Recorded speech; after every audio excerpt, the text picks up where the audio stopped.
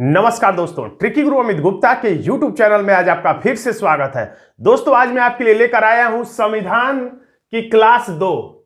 इसमें हम भारत का संवैधानिक विकास देखेंगे और ये चैप्टर वाइज होगा और इसमें जितने भी प्रश्न होंगे वो सारे परीक्षा की दृष्टि से महत्वपूर्ण होंगे, क्योंकि ये सभी के सभी प्रश्न किसी न किसी प्रतियोगी परीक्षा में पूछे जा चुके हैं। ये सारे प्रश्न किसके लिए खास होंगे? तो यूपी पुलिस या किसी भी प्रदेश की पुलिस कांस्टेबल के लिए, एसआई यानी कि दरोगा भर्ती के लिए, एसएससी के लिए, रेलवे के लिए और उन सभी जगहों पर जहां जहां पर समान अध्ययन सिलेबस का हिस्सा होता है वहां पर यह संविधान खास हो जाएगा और इनमें से कुछ न कुछ प्रश्न तो आपकी परीक्षा में फंसेंगे ही। तो आइए शुरू करते हैं इन परीक्षा उपयोगी बहुविकल्पीय मल्टीपल चॉइस क्वेश्चंस की श्रेणी में। ये संविधान का जो दूसरा है, तो इसमें पहला प्रश्न है, संविधान सभा द्वारा भारतीय संविधान को स्वीकृत किया गया। तो कब स्वीकृत किया गया? तो भारतीय संविधान द्वारा, देखिए भारतीय संविधान द्वारा, भारतीय संविधान को स्वीकृत पूछा रहा है। यहां पे शब्दों पर खास ध्यान दीजिए, केवल स्वीकृत पूछे, अंगीकृत पूछे, आत्मार्पित पूछे, इन सारे शब्दों में स्वीकृत, आत्मार्पित, अंगीकृत, तो आपका आंसर हमेशा हो जाएगा 26 नवंबर 1949, न कि 26 जनवरी 1950। तो आंसर देखते हैं। आंसर देखिए यहां पर है सी, 26 नवंबर 1949। अगला प्रश्न, निम्नलिखित में से कौन अगस्त 1946 में गठित प्रथम अंतरिम राष्ट्रीय सरकार का सदस्य नहीं था? प्रथम अंतरिम सरकार में कौन सा सदस्य नहीं था? तो सी राजगोपालाचारी तो थे ही, इसमें नहीं पूछा है। तो सी राजगोपालाचारी तो शिक्षा मंत्री थे, ये थे ही। डॉक्टर राजेंद्र प्रसाद तो थे ही, क्योंकि ये कृषि मंत्री थे, कृषि और खाद्य मंत्री थे। और जगजीवन राम भी थे, क्योंकि ये श्रम मंत्री थे। यानी कि डॉक्टर एस राधाकृष्णन इस जो प्रथम अंतरिम सरकार के जो सदस्य थे इनमें ये सम्मिलित नहीं थे, इसलिए हमारा आंसर क्या हो जाता है? तो आंसर हो जाता है सी। अगला प्रश्न देखेंगे, 1946 में निर्मित अंतरिम सरकार में कार्यपालिका परिषद के, अब पूछ रहा है उस कार्यपालिका परिषद का उप सभापति, याद रखिए यहां पे सभापति नहीं पूछ रहा है, उप सभापति पूछ रहा है, जो कि यही प्रश्न बार बार पूछा जाता है, क्योंकि जो सभापति होता था वो पदेन रूप से पदेन अध्यक्ष कौन होता था इसका? तो हमें इसका पदेन अध्यक्ष होता था वायसराय। और उप सभापति कौन था? तो इसमें उप सभापति थे पंडित जवाहरलाल नेहरू, इसलिए हमारा आंसर हो जाता है ए। अगला प्रश्न, इसमें पूछा गया है भारतीय संविधान सभा का गठन किया गया था, यानी कि भारतीय संविधान सभा का गठन कब किया गया था या किसके द्वारा किया गया था? तो विकल्प ए में लिखा है भारत सरकार अधिनियम 1935, ऐसी कोई बात नहीं है। क्रिप्स योजना, कैबिनेट मिशन योजना, तो इसमें सबसे अच्छा जवाब है सी, कैबिनेट मिशन योजना 1946। डेट याद रखिएगा, किसी अन्य प्रश्न में काम आ सकता है। 1946 में कैबिनेट मिशन का गठन किया गया था। तो कैबिनेट मिशन इसका नाम इसीलिए पड़ा था क्योंकि इसमें कुछ जो कैबिनेट के, ब्रिटेन के कैबिनेट के, जैसे भारत में कैबिनेट है उसी तरह से ब्रिटेन के कैबिनेट के लोग इसमें सम्मिलित थे, इसलिए इसका नाम पड़ा कैबिनेट मिशन। और इसी के प्रस्ताव पर भारत में भारतीय संविधान सभा का गठन किया गया, जो कि भारत के लिए एक संविधान तैयार करने वाली थी, इसलिए हमारा आंसर हो जाता है सी। अगला प्रश्न देखिए, अगले प्रश्न में पूछा जा रहा है कि भारत के लिए संविधान की रचना हेतु, यानी कि संविधान बनाने के लिए संविधान सभा का विचार निम्नलिखित में से सर्वप्रथम वाले प्रश्न में अगर पूछता है कि संविधान सभा का विचार सर्वप्रथम किसने प्रस्तुत किया, तो यहां पर विकल्प दे रहा है स्वराज पार्टी ने, कांग्रेस पार्टी ने 1936 में, मुस्लिम लीग ने 1942 में, सर्वदलीय सम्मेलन में 1946 में।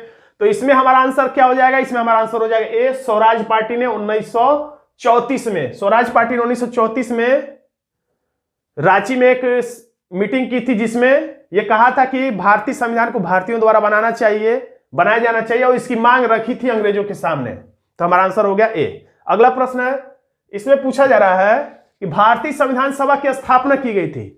भारतीय संविधान सभा की स्थापना, देखिए प्रश्न कई तरीके से पूछा जाए, भारतीय संविधान सभा की स्थापना कब की गई थी, या इसी प्रश्न को पूछ ले भारतीय संविधान सभा का गठन कब किया गया था, या भारतीय संविधान सभा की बैठक कब हुई थी, या भारतीय संविधान सभा का उद्घाटन किस तारीख को हुआ था, कुछ भी प्रश्न पूछे तो हमारा आंसर हो जाएगा 9 दिसंबर 1946। मोस्ट इंपॉर्टेंट प्रश्न, सभी छोटी बड़ी प्रतियोगी परीक्षाओं में प्रश्न पूछा जाता है और सैकड़ों बार पूछा गया, यानी कि 9 दिसंबर भारतीय संविधान सभा लिखा, तो यहां पर आंसर आपका 9 दिसंबर भी डेट सहित याद रखिएगा 1946। आपको यह भी याद रखना है कि 9 दिसंबर है, यह भी याद रखना है कि 46 है, 47 नहीं है। आंसर हो गया बी। अगला प्रश्न, भारत की संविधान निर्मात्री सभा, संविधान निर्मात्री सभा कहिए या संविधान सभा कहिए एक ही बात है, कि अध्यक्ष कौन थे। तो ये जो संविधान बनाने वाली संस्था थी, ये जो संविधान बनाने वाली सभा थी, इसका अध्यक्ष किसको बनाया गया था, तो इसका अध्यक्ष बनाया गया था डॉक्टर राजेंद्र प्रसाद को। अगर इसमें एक विकल्प इसके जगह पर लिख देता सच्चिदानंद सिन्हा, तब भी आपका आंसर यही होता, क्योंकि संविधान निर्मात्री सभा के अध्यक्ष जो थे अस्थायी अध्यक्ष थे, यानी कि ज्यादा समय तक। सच्चिदानंद सिन्हा तो सिर्फ 2 दिन के लिए थे। जब पूछा जाए कि प्रथम अध्यक्ष कौन था या उद्घाटन समिति का अध्यक्ष कौन था, तब जाके सच्चिदानंद सिन्हा। केवल पूछ लिया जाए कि भारतीय संविधान निर्मात्री सभा या संविधान सभा के अध्यक्ष कौन थे और दोनों विकल्प दे राजेंद्र प्रसाद सच्चिदानंद सिन्हा, तो आप निश्चित रूप से डॉक्टर राजेंद्र प्रसाद को ही टिक करेंगे, क्योंकि यही लंबे समय तक थे और अस्थायी रूप से थे। तो यहां पर हमारा आंसर हो जाता है ए। अगला प्रश्न, भारत की संविधान सभा का प्रथम अधिवेशन, तो प्रथम अधिवेशन कब हुआ, 9 दिसंबर 1946। संविधान सभा का गठन कब हुआ, तो 1946 9 दिसंबर। संविधान सभा की स्थापना कब हुई, तो 9 दिसंबर 1946। तो सभी प्रश्नों का यह आंसर हो जाता है बी, 9 दिसंबर 1946।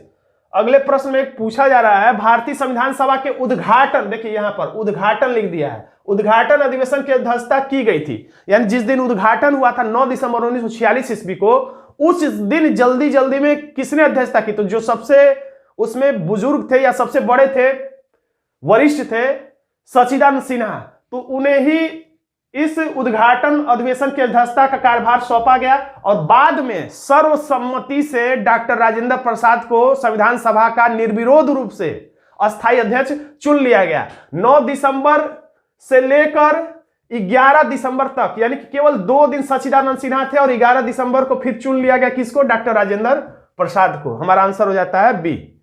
अगला प्रश्न देखेंगे, भारतीय संविधान सभा की पहली बैठक, तो सेम प्रश्न है 9 दिसंबर 1946। अलग अलग परीक्षाओं में प्रश्न रिपीट करते रहते हैं, तो कभी कभी प्रश्न रिपीट भी हो जाता है, थोड़ा बहुत अंदाज बदल जाता है। संविधान सभा की प्रथम बैठक की अध्यक्षता किसने की थी, अभी लिखा था संविधान सभा की उद्घाटन बैठक, तो शब्दों में नहीं उलझना, उसका मूल तथ्य समझना है। उद्घाटन बैठक कहिए या प्रथम बैठक कहिए, तो हमारा आंसर हो जाता है सी, डॉक्टर सच्चिदानंद सिन्हा। तो बस आपको पता होना चाहिए कब सच्चिदानंद सिन्हा को टिक करना है और कब डॉक्टर राजेंद्र प्रसाद को टिक करना। अगर आप मूलभूत बात पकड़ लेंगे तो प्रश्न चाहे जितना भी घुमाएगा आप आज सही आंसर तक पहुंच जाएंगे। अगले प्रश्न में पूछा जा रहा है कि भारत को एक संविधान देने का प्रस्ताव, भारत को क्या देना है, तो एक संविधान देना, किसके द्वारा दिया जाना है, तो संविधान सभा द्वारा। संविधान सभा द्वारा भारत को एक संविधान देने का प्रस्ताव, जिसको हम कह सकते हैं उद्देश्य प्रस्ताव, इसको कहा जाता है उद्देश्य प्रस्ताव। तो उद्देश्य प्रस्ताव संविधान सभा द्वारा पारित किया गया था, जैसे विधेयक लाया जाता है कभी और पारित किया जाता है कुछ समय बाद, तो उसी तरह से संविधान सभा का प्रस्ताव, यानी भारत को एक संविधान देने का प्रस्ताव या कह सकते हैं उद्देश्य प्रस्ताव, कब पारित किया गया, तो हमारा आंसर हो जाएगा 22 जनवरी 1947। हमारा आंसर हो जाएगा बी, 22 जनवरी 1947। लेकिन अगर पूछा जाएगा कि यह उद्देश्य प्रस्ताव यानी भारत को एक संविधान देने का प्रस्ताव लाया कब गया था, तो हमारा आंसर हो जाएगा 13 दिसंबर 1946। देखिए बहुत ज्यादा अंतर नहीं है, 22 जनवरी यानी शुरुआत यहां से हो रहा है, 13 दिसंबर को उद्देश्य प्रस्ताव लाया गया, भारत को एक संविधान देने का प्रस्ताव संविधान सभा के सामने लाया गया, और 13 दिसंबर यानी कि दिसंबर में कुछ दिन बचे, 31 दिसंबर, उसके बाद 22 दिन और उसके बाद इसको ये पारित कर दिया गया। और प्रश्न एक और पूछता है कि इस उद्देश्य प्रस्ताव को यानी भारत को एक संविधान देने के प्रस्ताव को, उद्देश्य प्रस्ताव को संविधान सभा के सामने किसने प्रस्तुत किया था, तो उस प्रश्न का जवाब होता है पंडित जवाहरलाल नेहरू। यानी कि पंडित जवाहरलाल नेहरू ने संविधान सभा के सामने उद्देश्य प्रस्ताव को 13 दिसंबर 1946 ईस्वी को प्रस्तुत किया था, जो कि 22 जनवरी 1947 ईस्वी को पारित कर दिया गया। तो अब हम देखते हैं अगला प्रश्न। संविधान सभा के चुने हुए अस्थाई अध्यक्ष कौन थे? फिर आप समझ गए होंगे कि उत्तर क्या होगा। अस्थाई जो ही पूछ दिया है तो 100% क्लियर हो गया कि doctor Rajendra Prasad. B R Ambedkar को टिक गलती से नहीं करना है। अगला प्रश्न है, संविधान सभा के सम्मुख संविधान की प्रस्तावना का प्रस्ताव किसने रखा? संविधान की प्रस्तावना का प्रस्ताव किसने रखा, या कहिए कि उद्देश्य प्रस्ताव किसने रखा या संविधान की प्रस्तावना का प्रस्ताव किसने रखा? तो हमारा आंसर हो जाता है जवाहरलाल नेहरू, यानी पंडित जवाहरलाल नेहरू इसमें हमारा आंसर हो जाता है। आप सभी प्रश्नों को देखिए, वीडियो को रोकिए, खुद से उत्तर देने का प्रयास करिए। या प्रश्न देखते उत्तर देने का प्रयास करिए, या वीडियो को स्लो कर दीजिए या वीडियो को पॉज कर दीजिए, उत्तर देने का प्रयास करिए। उसके बाद वीडियो को आगे बढ़ाइए ताकि आपको भी समझ में आए कि कितने प्रश्नों का आप उत्तर दे पा रहे थे और कितने प्रश्नों का उत्तर देने में आप असक्षम थे। तो अगला प्रश्न, भारत का संविधान, ये बहुत ही चर्चित इंपॉर्टेंट सैकड़ों बार पूछा गया प्रश्न, पूर्ण रूप से 100% यानी पूर्ण रूप से 99% कब तैयार हुआ? पूर्ण रूप से तैयार पूछ रहा है, पूर्ण रूप से लागू पूछता तो 26 जनवरी 1950 हो जाता, लेकिन कुछ लोग जो ही देखते हैं पूर्ण रूप से तो तुरंत टिक कर देते हैं 26 जनवरी 1950। भारत का संविधान पूर्ण रूप से कब तैयार हुआ? तो 26 जनवरी 1950। पूर्ण रूप से तो लिखा है, ठीक बात है, लेकिन लागू शब्द नहीं लिखा है, लागू शब्द नहीं लिखा है, बल्कि लिखा है तैयार। भारत का संविधान बनकर, यानी खाना कब बनकर तैयार हो गया? तो खाना तो 11 बजे ही बनकर तैयार हो गया, लेकिन उसे खाया कब गया? तो उसे खाया गया 12 बजे। तो वैसे ही खाना बनकर तैयार हो गया, यानी संविधान पूर्ण रूप से बनकर तैयार कब हो गया था? तो 26 जनवरी 1949 को ही बनकर तैयार हो गया। इसे क्यों डिले किया गया, आगे प्रश्न में क्लियर हो जाएगा, यानी इसे क्यों देर किया गया लागू होने में। बल्कि ये कह सकते हैं कुछ अनुच्छेद तो ऐसे थे जो 26 नवंबर 1949 को ही लागू कर दिए गए थे, और कुछ अनुच्छेद जो थे वो जाकर 26 जनवरी 1950 में लागू किया गया। तो पूर्ण रूप से तैयार हो गया, आत्मार्पित हुआ, अंगीकृत हुआ, सभी सदस्यों द्वारा सिग्नेचर किया गया कब? तो 26 नवंबर 1950 को ही, यानी हमारा आंसर हो जाएगा बी। अगला प्रश्न है, भारतीय संविधान को संविधान सभा द्वारा अंगीकृत, फिर आ गया अंगीकृत कब किया गया? तो अंगीकृत कब करेगा व्यक्ति? जब उस पर सिग्नेचर कर देगा, तो सिग्नेचर ही हुआ था कब? 26 नवंबर 1949। हमारा आंसर हो जाएगा ए। अगला प्रश्न है, भारत का संविधान किस तिथि को अपनाया गया? भारत का संविधान किस तिथि को अपनाया गया? अपनाया गया का मतलब यहां पे पूछा जा रहा है, यानी कि संविधान सभा के द्वारा अपनाया गया का मतलब जनता तो तब अपना लेगी जो ही लागू होगा, लेकिन अपनाया गया का यहां सेंस है कि संविधान सभा द्वारा। तो फिर वही प्रश्न, 26 नवंबर 1949, न कि 26 जनवरी 1950। 26 जनवरी 1950 को टिक तभी करिएगा जब लिखा रहेगा कब लागू हुआ या कब पूर्ण रूप से लागू हुआ। अगला प्रश्न है, भारतीय संविधान का प्रथम प्रारूप, भारतीय संविधान का प्रथम यहां पे पूछ रहा है, याद रखिएगा, प्रथम प्रारूप, भारतीय संविधान का प्रथम प्रारूप तैयार किया गया था, यानी पहला उसका ड्राफ्ट जो था वो किसके द्वारा तैयार किया गया था? यानी उसका मसौदा, यानी कैसा संविधान होगा, उसमें कौन से शब्द होंगे, कैसे होंगे, किस तरीके से होगा, ये पहली बार किसने इसका ड्राफ्ट दिया? तो जल्दीबाजी में आप भीमराव अंबेडकर को टिक कर देंगे तो गलत हो जाएगा। प्रारूप समिति के अध्यक्ष ये जरूर थे, लेकिन पहला प्रारूप किसने बनाया? तो पहला प्रारूप बनाया था बी.एन. राव ने। आप यहां पर आंसर देख सकते हैं। तो पहला प्रारूप बनाया था बी.एन. राव ने। बी.एन. राव कई देशों का भ्रमण किया और कई देशों के संविधान का अवलोकन करने के बाद उसका निचोड़ एक ड्राफ्ट के रूप में, एक प्रारूप के सामने, प्रारूप के रूप में प्रारूप समिति के अध्यक्ष डॉक्टर भीमराव अंबेडकर को सौंपा, और भीमराव अंबेडकर ने उसमें कुछ काट छाट करके उसे सजा के संविधान सभा के सामने प्रस्तुत किया। और इसमें 13 अनुसूचियां थी और 243 अनुच्छेद थे जो इन्होंने सौंपा था। तो अब सोचिए, अब जाकर भारत के संविधान में 12 अनुसूचियां हुई, अब जाकर, और अनुच्छेद तो खैर 395 से ज्यादा है, लेकिन अनुसूचियां कम है, यानी ये सब बातें इसमें थी। अब अगला प्रश्न है, भारतीय संविधान कब लागू हुआ? ये वही प्रश्न है जिसका आप बेसब्री से इंतजार कर रहे थे। तो भारतीय संविधान कब लागू हुआ या पूर्ण रूप से कब लागू हुआ, एक ही बात है। तो यहां पर अब जाके आपका आंसर हो जाएगा 26 जनवरी 1950, जो कि अभी आपने हाल ही में मनाया होगा। 26 जनवरी 1950 यानी कि हमारा गणतंत्र दिवस। गणतंत्र दिवस मनाया जाता है इस तिथि को। तो क्यों मनाया जाता है? क्योंकि इसी दिन भारत का संविधान लागू हुआ था और भारत को एक गणतंत्र के रूप में घोषित किया गया था। भारतीय संविधान के निर्माण के समय संवैधानिक सलाहकार, तो इस प्रश्न में भी बहुत लोग भीमराव अम्बेडकर को टिक कर देते हैं, जो कि गलत है। संवैधानिक सलाहकार, सलाहकार आ जाएगा, सेक्रेटरी सलाहकार शब्द अगर आया तो आपको BN राव को टिक करना, जिन्होंने पहला, अभी पिछले प्रश्न में देखा था, पहला प्रारूप समिति को सौंपा था, ये वही BN राव है। और यही प्रारूप समिति के संविधान निर्माण के समय संवैधानिक सलाहकार शब्द वाला प्रश्न आएगा तो BN राव को टिक करना, भीमराव अम्बेडकर को टिक नहीं करना है। आंसर देख लीजिए सी। अगला प्रश्न, संविधान को 26 जनवरी, देखिए प्रश्न आ गया, 26 जनवरी के दिन लागू करने का निर्णय इसलिए किया गया क्योंकि, यानी जो संविधान है ऐसा नहीं कि 26 से ठीक पहले ही वो तैयार हो गया तुरंत लागू कर दिया गया। ये पूछा जा रहा है, ये कहने का मतलब है कि संविधान तो तैयार हो गया, तो आपने अब कई प्रश्न में पढ़ा 26 नवंबर 1949 को ही तैयार हो गया था, बनकर रेडी हो गया खाना, 26 नवंबर 1950। लेकिन लागू कब हो रहा है ये? तो 26 जनवरी 1950। कोई बहुत ज्यादा समय नहीं है, नवंबर है 26, यानी नवंबर खत्म ही समझिए, पूरा दिसंबर और पूरा लगभग जनवरी, यानी कि लगभग 2 महीने वेट क्यों किया गया? ये जो 2 महीने का वेटिंग आ रहा है, ये 2 महीना वेट क्यों किया गया? तो इस विकल्प में से हमारा आंसर क्या होगा? तो हमारा आंसर हो जाता है ए। लिखा है कि कांग्रेस ने इस तिथि को 1930 ईस्वी में स्वतंत्रता दिवस के रूप में मनाया था। कहानी यह है कि 1929 में जब हम अंग्रेजों के खिलाफ लड़ रहे थे अपनी आजादी के लिए, तो 1929 में कांग्रेस ने यह निर्णय लिया, यह अपना उद्देश्य बनाया अगले साल के लिए कि अब हम अपने देश को स्वाधीन कर लेंगे। अब हम तब तक लड़ेंगे जब तक हम देश को स्वाधीन न कर लें।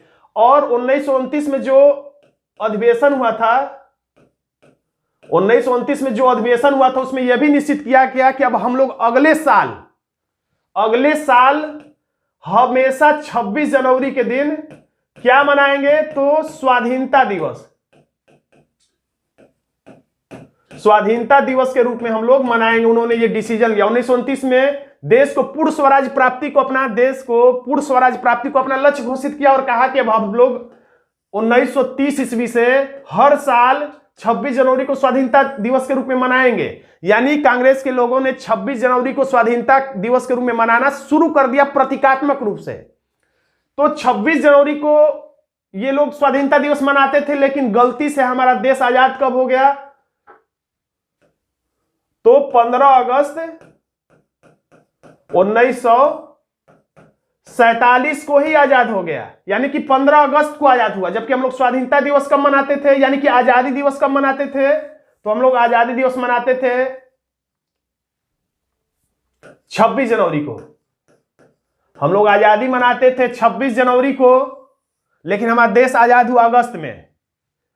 तो जो आजादी दिवस हम लोग मनाते थे 26 जनवरी को, लेकिन देश आजाद हुआ वास्तव में 15 अगस्त को। तो ऐसा तो हम अंग्रेजों से कह नहीं सकते थे कि अंग्रेज भाई आप ऐसा है कि रुक जाइए कुछ देर के लिए, अगस्त है ही, जैसे इतना दिन रहे उससे कुछ दिन और रह लीजिए, यानी अगस्त है, सितंबर, अक्टूबर, नवंबर, दिसंबर, जनवरी, यानी 5 महीना आप और रुक जाइए, ताकि आप हमारे देश को 15 अगस्त को मत छोड़िए, कुछ महीने और रुक जाइए और 26 जनवरी को छोड़िएगा और आजाद करिएगा, ताकि हमारा जो स्वाधीनता दिवस है वो गड़बड़ ना हो। लेकिन ऐसा नहीं कहा गया, कहीं इनका मन बदल न जाए और हमारे देश को न छोड़े, तो इसलिए इनको 15 अगस्त को ही भगाया गया। और फिर आजादी वाला दिन तो फिट नहीं हो पाया, लेकिन बाद में जब संविधान बनाया गया तो ये जो संविधान 26 नवंबर 1949 को तैयार हुआ, इसको कुछ समय के लिए डिले कर दिया गया और 26 जनवरी के दिन इसको लागू किया गया, यह सोचकर कि स्वाधीनता दिवस यानी स्वतंत्रता दिवस तो हम लोग 26 जनवरी को नहीं मना पाए, लेकिन कम से कम संविधान निर्माण दिवस या गणतंत्र दिवस के रूप में हम अपनी उस तिथि को यादगार बना सकते हैं। तो यही इसके पीछे कहानी है।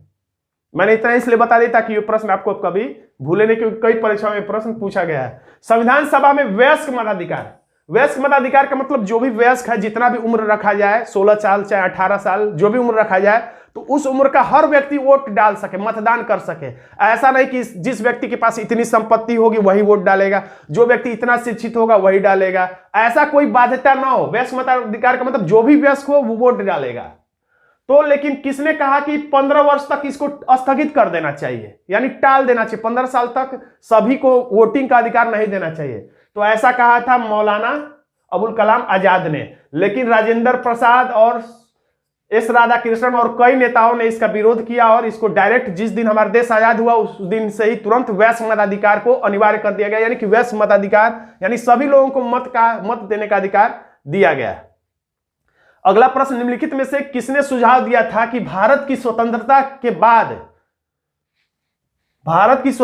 के बाद भारतीय राष्ट्रीय कांग्रेस को एक राजनीतिक दल के रूप में भंग कर दिया जाना चाहिए? तो बहुत चर्चित कथन है ये, और ये भारतीय राष्ट्रीय कांग्रेस को भंग करने का सुझाव दिया था हमारे महात्मा गांधी ने। यानी हमारा आंसर क्या हो जाता है?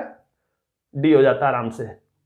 अब अगला प्रश्न है, इसमें कहा जा रहा है किसने कहा था संविधान सभा कांग्रेस थी और कांग्रेसी भारत था, यानी कि कांग्रेस ही सर्वेसर्वा थी। ऐसा किसने कहा था? तो ऐसी आस लगाई थी किसने? ऐसी आस लगाई थी ऑस्टिन ने कि संविधान सभा ही कांग्रेस और कांग्रेस ही संविधान सभा है। अगला प्रश्न है, किसने कहा ये बात कि अपनी राष्ट्रवादी प्रतिक्रिया में भारतीय संविधान के निर्माताओं ने अल्पसंख्यक, असली मुद्दा यहां पर है, अल्पसंख्यकों के हितों तथा भावनाओं को महत्व को कम करके आंका, यानी अल्पसंख्यकों को कम महत्व दिया गया संविधान सभा के द्वारा। अल्पसंख्यकों को संविधान सभा द्वारा कम महत्व दिया गया। किसने कहा? यानी अल्पसंख्यकों को कम महत्व देने वाली बात कहा है किसने? तो इसमें हमारा आंसर हो जाएगा आइवर जेनिंग्स। अगला प्रश्न देखेंगे, भारतीय संविधान सभा में कुल कितनी महिला सदस्याएं थी? फीमेल कितनी थी? रट लीजिए, तथ्यात्मक प्रश्न है, 15। अब प्रश्न है, बी आर अंबेडकर यानी भीमराव अंबेडकर का संविधान सभा में निर्वाचन हुआ था, यानी कि कहां से चुने गए थे? प्रांतों की विधानसभाओं के माध्यम से चुना गया था इन्हें, अप्रत्यक्ष रूप से सभी लोगों को। तो ये पूछा जा रहा है कि भीमराव अंबेडकर किस क्षेत्र से, जैसे इस समय सांसद विधायक लोग चुने जाते हैं उस तरह से पूछा जा रहा है कि भीमराव अंबेडकर किस क्षेत्र से चुने गए थे? तो पश्चिमी बंगाल से तो बिल्कुल नहीं चुने गए थे, क्योंकि वो चुने गए थे पूर्वी बंगाल से। कहानी यह है कि वो पूर्वी बंगाल से चुने गए थे, लेकिन पूर्वी बंगाल वाला हिस्सा जो है वो पाकिस्तान बंटवारे के समय पाकिस्तान में चला गया। तो अब ये कहां से कैसे संविधान सभा में भाग लेंगे? तो इनके लिए एक सदस्य ने अपने पद की तिलांजलि दी और वो अपने पद से त्यागपत्र दे दिया उन्होंने। तो उस पद त्याग के चलते जो पद खाली हुआ था वो मुंबई में, पुणे में था। तो मुंबई की पुणे वाली सीट जब खाली हुई तो उसके उपचुनाव में भीमराव अंबेडकर को बाद में चुना गया। यानी इनको संविधान सभा में लाने के लिए किसी सदस्य ने आहुति दी है अपनी। अब भारतीय संविधान को अपनाया गया था किसके द्वारा? तो भारतीय संविधान को सबसे पहले किसने अपनाया? तो संविधान सभा ने अपनाया, क्योंकि संविधान सभा के सदस्यों ने ही संविधान बनाया था और सिग्नेचर किया था। डॉक्टर भीमराव अंबेडकर का जन्म और मृत्यु। तो डॉक्टर भीमराव अंबेडकर का जन्म हुआ था 1891 में। कब हुआ था? तो 14 अप्रैल को हुआ था। 14 अप्रैल को हुआ था जन्म, याद रखिएगा। डॉक्टर भीमराव अंबेडकर का जन्म हुआ था 14 अप्रैल को। और कहां हुआ था? तो मध्य प्रदेश के महू में हुआ था। और इनकी मृत्यु हुई थी 6 दिसंबर 1956 में। और कहां हुई थी? तो दिल्ली में हुई थी। तो दोनों याद रखिएगा, जन्म कब हुआ था? तो 14 अप्रैल 1891 में, और मृत्यु 6 दिसंबर 1956 को हुआ था। तो मृत्यु नहीं, कम से कम आपको जन्म याद रखना चाहिए कि महू में हुआ था, मध्य प्रदेश के महू में हुआ था। 1891 में हुआ था। मृत्यु 1956 ईस्वी में दिल्ली में हुआ था और 6 दिसंबर को हुआ था। और 6 दिसंबर को कुछ और भी हुआ था और बहुत कुछ हुआ था। भारतीय संविधान को अपनाया गया था। ये प्रश्न रिपीट हो रहा है, संविधान सभा द्वारा अपनाया गया था।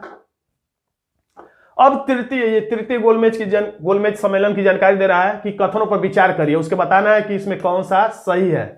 तो लिख रहा है, तृतीय गोलमेज सम्मेलन के विचार विमर्श की प्रवृत्ति भारत सरकार अधिनियम 1935 के पारित होने के रूप में, यानी कहना यह चाह रहा है कि तृतीय गोलमेज सम्मेलन हुआ और उसके कारण से या उसमें जो बातें हुई उसके आधार पर ही 1935 का भारत शासन अधिनियम लाया गया। अब दूसरी बात क्या, भारत शासन अधिनियम 1935 ने ब्रिटिश भारत के सूबों और भारतीय रियासतों को एक संघ पर आधारित ऑल इंडिया फेडरेशन के रूप में उपबंध किया गया। तो दोनों ही बातें सही हैं। और इसमें जानकारी यह है कि जो गोलमेज सम्मेलन हुआ था, गोलमेज सम्मेलन का क्या मतलब है? गोलमेज का मतलब अंग्रेज भारतीयों को यह दिखाना चाहते थे कि हम आपको छोटा नहीं समझ रहे। गोलमेज का मतलब अगर मेज ऐसे लगाया जाए, इसमें भारतीयों को बैठा दिया जाए इन सभी मेजों पे, और यहां पर कोई अंग्रेज बैठ जाए, तो ये लगेगा कि ये सारे के सारे छोटे हैं और ये जो है कोई व्यक्ति बड़ा है। तो इसीलिए गोलमेज सम्मेलन की बात की गई, यानी कि गोल मेज लगेगा, जो मेज लगेगा वो गोल लगेगा, कोई यहां कोई यहां कोई यहां बैठेगा, यानी सभी लोग अपने आप को, चाहे छोटा नेता हो चाहे बड़ा नेता हो या अंग्रेज हो, कोई भी व्यक्ति हो, सभी बराबर अपने आप को समझे। तो इसलिए इसका नाम पड़ा गोल मेज सम्मेलन। और गोल मेज सम्मेलन कब हुआ? तो 1930 में पहला, उसके बाद 1931 में दूसरा और 1932 में तीसरा सम्मेलन हुआ। पहले गोलमेज सम्मेलन में कांग्रेस के किसी प्रतिनिधि ने हिस्सा नहीं लिया, इसका बहिष्कार कर दिया, लंबी कहानी है। और 1931 के दूसरे गोलमेज सम्मेलन में कांग्रेस के प्रतिनिधि के रूप में गांधी जी ने हिस्सा लिया। गांधी जी ने हिस्सा लिया, लेकिन जब गांधी जी लौट के आए तो उन्होंने कहा कि हम खाली हाथ लौटे हैं। और तीसरे गोलमेज सम्मेलन में फिर से कांग्रेस के किसी प्रतिनिधि ने हिस्सा नहीं लिया। और कहानी यह भी है कि तीनों गोलमेज सम्मेलनों में डॉक्टर भीमराव अंबेडकर ने हिस्सा लिया था। यानी यहां पर दोनों ही बातें सही हो जाती है। हमारा आंसर हो जाता है सी, आंसर सी। अगला प्रश्न, भारतीय संविधान निर्माण में संविधान सभा को कितना समय लगा था? तो बहुत पुराना प्रश्न है, सबको याद हो चुका है। यह प्रश्न 3 बार परीक्षा में पूछ दिया कि अब दोबारा जल्दी पूछा भी नहीं जाता है। तो 2 वर्ष 11 माह 18 दिन, कम से कम मोटा मोटी ये याद रखिए कि लगभग 3 वर्ष लगे थे। क्योंकि कभी कभी कंफ्यूज होने लगता है आदमी परीक्षा में, तो ये सोचता था कि कहीं 3 वर्ष 11 माह 18 दिन तो नहीं है। तो कम से कम इतना याद रखिए कि लगभग 3 वर्ष का समय लगा। भारत की संविधान सभा की अंतिम बैठक की तिथि बताइए, सही तिथि बताना, यानी अंतिम रूप से कब बैठे थे लोग। तो अंतिम रूप से तो एक बार ये लोग जो 26 नवंबर 1949 को जो मीटिंग किए थे ये लोग, वो इनकी 11वीं बैठक थी। 26 नवंबर 1949 को ये लोग बैठे थे जो, तो ये लोग बैठे थे अंतिम बार जिस दिन काफी अनुच्छेद लागू हो गए थे। लेकिन एक बार और बैठे ये लोग 24 जनवरी 1950 में। 24 जनवरी 1950 को अंतिम बार ये लोग बैठे और 2 दिन बाद यानी 26 जनवरी 1950 को पूरा का पूरा संविधान लागू कर दिया गया। आंसर हो गया सी। अब यहां पर आपको कूट मिलाना है, तो इसको थोड़ा सा बड़ा कर दिया जाए, क्या रहने दीजिए, इसे कूट मिला लेते हैं हम लोग। तो पूछ रहा है संविधान सभा के पहले उपाध्यक्ष कौन थे? संविधान सभा के पहले उपाध्यक्ष कौन थे? तो यहां पर हमारा आंसर हो जाता है CHHC मुखर्जी, यानी कि ए का कौन सा हो जाएगा 4। अब प्रारूप समिति के मूलतः एकमात्र कांग्रेसी सदस्य, तो कांग्रेसी सदस्य जो थे वो मुंशी जी थे, यानी हमारा इसका दूसरा बी का हो जाएगा तीसरा। और राजस्थान की रियासतों के प्रतिनिधित्व करने वाले संविधान सभा के सदस्य कौन थे? तो टीटी कृष्णाचारी थे, यानी कि 1 नंबर। अब अगर आपको सिर्फ एक ही याद कर लेना है तो एक से भी काम बन जाता है। देखिए संविधान सभा समिति के संघ वाली संविधान समिति के अध्यक्ष कौन थे? तो ये थे आपके जवाहरलाल नेहरू, यानी कि डी का चौथा है तो दूसरा केवल एक मिला देंगे तो आंसर मिल जाएगा, डी का दूसरा किसमें है? केवल विकल्प बी में है।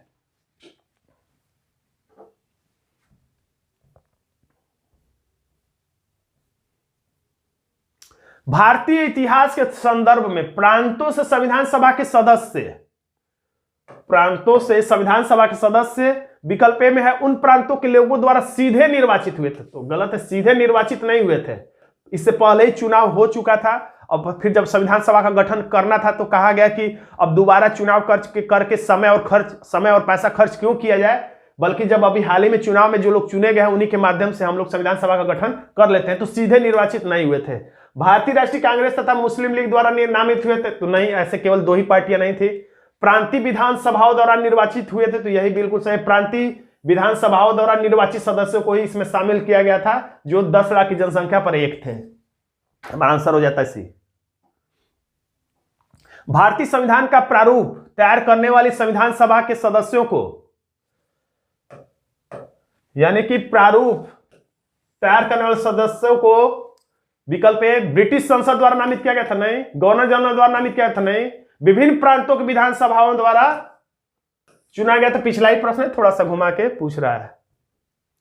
कैबिनेट मिशन योजना के अंतर्गत संविधान निर्मात्री परिषद में प्रत्येक प्रांतों को आवंटित सदस्यों को संख्या निर्धारित करने के लिए एक प्रतिनिधि, यानी कुल मिला के पूछ रहा है कि जो संविधान सभा में लोग थे, एक प्रतिनिधि लगभग कितनी जनसंख्या पर थे, तो लगभग 10 लाख की जनसंख्या पर थे। मोटा मोटी 10 लाख, आप 10 लाख याद कर लीजिएगा, 10 लाख की जनसंख्या पर एक प्रतिनिधि, जिसमें भीमराव अंबेडकर जो थे पहले पूर्वी बंगाल से और बाद में बंबई प्रेसिडेंसी लिखा था, यानी कि पुणे से चुने गए थे।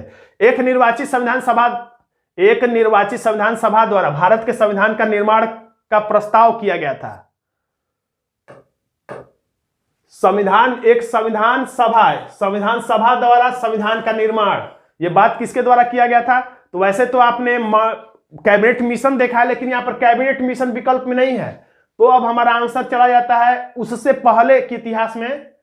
कैबिनेट मिशन तो 1946 में है, 46 से पहले जाएंगे तो क्रिप्स मिशन है 1942 ईस्वी में। कैबिनेट क्रिप्स मिशन आया था 1942 ईस्वी में। इसका इस समय चल रहा था द्वितीय विश्व युद्ध चल रहा था, तो इसमें चाहिए था इन लोगों को भारतीयों का सहयोग। तो इन्होंने कहा, लालच दिए भारतीयों को कि जब हम युद्ध में जीत जाएंगे तब आपको संविधान सभा बनाने के बारे में सोचेंगे। कंफर्म नहीं बता रहे हैं। क्रिप्स मिशन कह रहा है कि जब हम द्वितीय विश्व युद्ध में जीत लेंगे तब आपको हम संविधान सभा के बारे में अभी विचार करेंगे, आजाद करने के बारे में विचार करेंगे नहीं, सोचेंगे। तो ये क्रिप्स मिशन, इसमें हमारा आंसर हो जाता है, इसमें आंसर हो गया सी। तो दोस्तों आज का ये वीडियो आपको कैसा लगा कमेंट बॉक्स में जरूर लिखिएगा। वीडियो अच्छा लगा तो वीडियो को लाइक कर दीजिएगा, इसे अपने दोस्तों में शेयर कर दीजिएगा, और अभी तक आपने हमारे चैनल को सब्सक्राइब नहीं किया तो सब्सक्राइब भी जरूर कर लीजिएगा, क्योंकि ऐसे ही जीके के अब वीडियो भी समय समय पर आते रहेंगे। धन्यवाद दोस्तों।